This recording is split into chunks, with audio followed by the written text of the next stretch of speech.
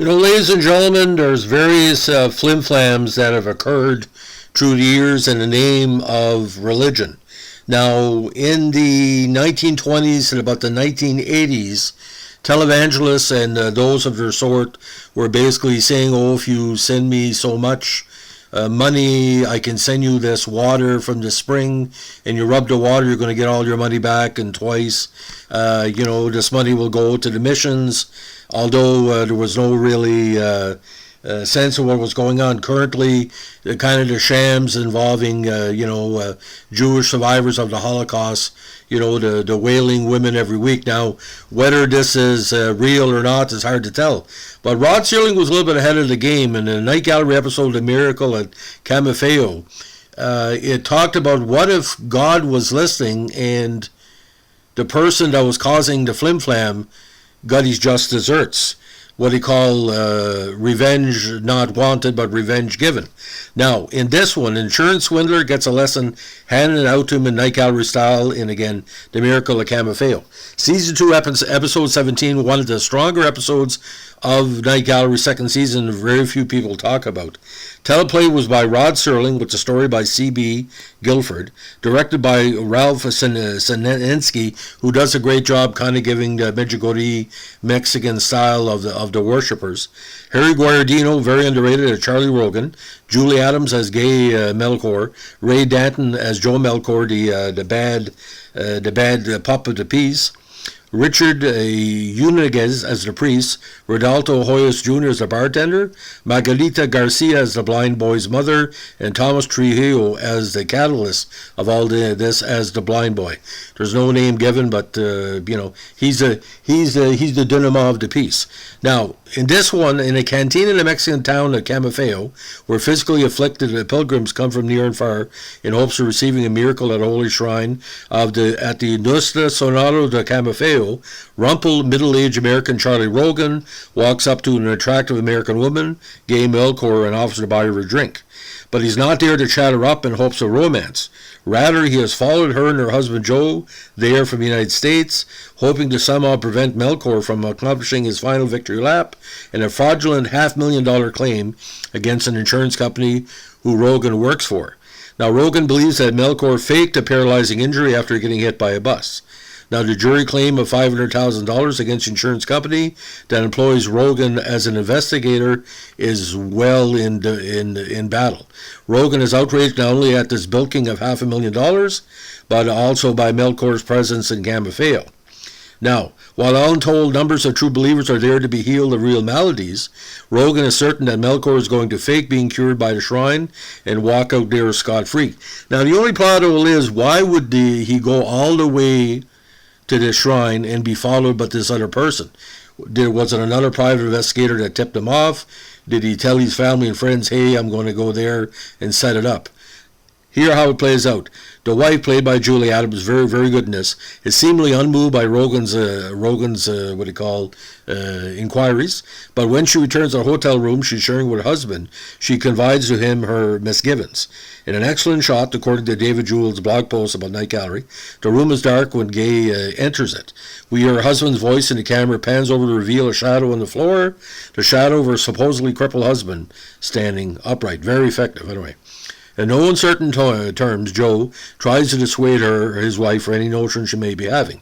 If you start acting like a fallen woman on the way to confession, then my first act as a whole man will be play handball with you against the wall. And you'll be up at that shrine asking to have the blue marks removed, you dig? Film noir tough guy mixed with early 1970s jargon. You gotta love it or not, according to Jewell, depends how it's going. Now, there's a scene where the investigator talks to a priest as well, and there's also a scene that on the next day, on the way to the shrine, Rogan encounters a woman struggling to lead her blind 4-year-old son up the hill to get there. Moved by their struggles and their fate, he offers to carry the boy up, an offer which the mother gratefully accepts. Now, also the way up the hill is Joe, carried on a stretcher so as to help him with his needs. Rogan attempts to shame him, but Melkor smugly dismisses Rogan, saying he's on his way to pick up a little miracle. Now, Melkor tells her husband, Gay tells her husband, that she's had it with their ruse. She won't stand by his side any longer, but neither will she officially blow the whistle on him. Now Rogan enters her shrine and again speaks with the priest in a scene that could probably have been deleted, as it doesn't really add anything to the story, according to Jewel, except to underscore the legitimacy of the faith of all those who come there, except for the supposedly afflicted, of course, Melkor. Rogan leaves, and shortly after, Melkor enters and continues his smugness with the priests. Suddenly there's a murmur and then a commotion in the crowd. The blind boy can now see, a true and deserving miracle.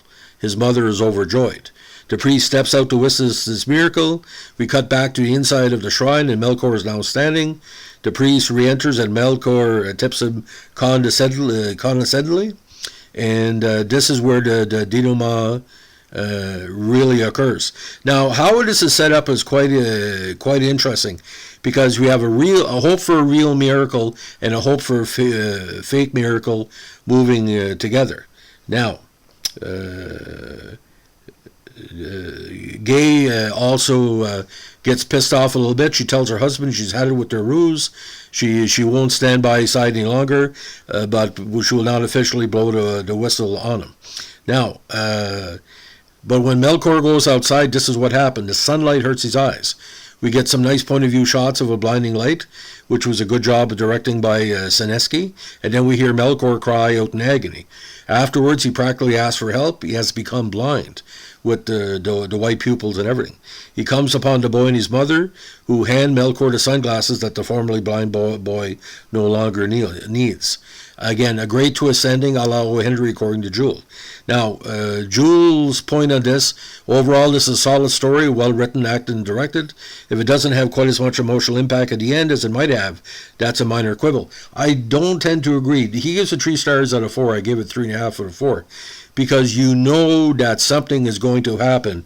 Because this is more of a Twilight Zone episode than a Night Gallery episode, and I'll tell you why. Rod Serling, in several episodes, were using the Latino or Mexican motif of poverty, where people are either taking advantage of people in poverty or they're being misunderstood. I'm thinking about the episode where the alien comes in and has the cure for cancer, but he's eventually the idea is destroyed, and a young Mexican child believes it, but nobody else does. And also the episode where the magic, the magic soil is saving the guy that's at the gallows for accidentally killing somebody. Serling had a way to write about the downtrodden that made you not pity them, but it shone a light on their possibilities of getting better. Now, Serling, in my personal opinion, this was his last great gasp of the Twilight Zone style that was put on the big screen. Now, I don't know what he had in the pike for different episodes, but to me it really works here. And the fact is, it's not your typical casting. With a stronger cast, maybe there would be more effectiveness if you did, for example, Frederick Forrest, or even like a young Jeff Bridges would really work, but Jeff Bridges was, maybe it was too much clean cut to do something. Now, there's episodes of Night Gallery that they cry out for, like Kurt Russell or the Bridges family. That would have been tremendous, because this part is written for 3 younger actors, but it's played by middle-aged people, if you get my drift. To give someone a chance. Again, 3.5 stars out of 4. And don't forget, ladies and gentlemen, when you watch the Night Gallery, it's like 3 phases. The pilot in season 1 is a different tone to it. Season 2 mostly hit a few misses, but very, very consistent, very Twilight Zone-esque. But 3rd season was more like the filler, like what's like a Tales of the Unexpected style, or like a really bad British anthology. But when it works, Night Gallery, every episode is 3 out of 4. And the fact is, 2nd season, sometimes 3 segments, and the whole episode is a 4 out of 5, even though the individual segments are 3 or 3.5. Jack Lear had to decide which segments would have to go together, and most times he was right. I have to give him that. But I had trouble with Lear, the way he treated Rod Serling with his work. I know there's a ton of rewrites that's been talked about in Scott Skelton's book on the series. But another big problem as well, casting of certain actors that were perfect for certain roles, but they weren't given that. Yeah, like Joanna Pettit would have been perfect in this role as a put-upon wife. You needed a little bit of sexuality. Like, why would he be doing something or staying with that woman unless there was like a romantic, reason why? There's very little chemistry between a man and a wife here.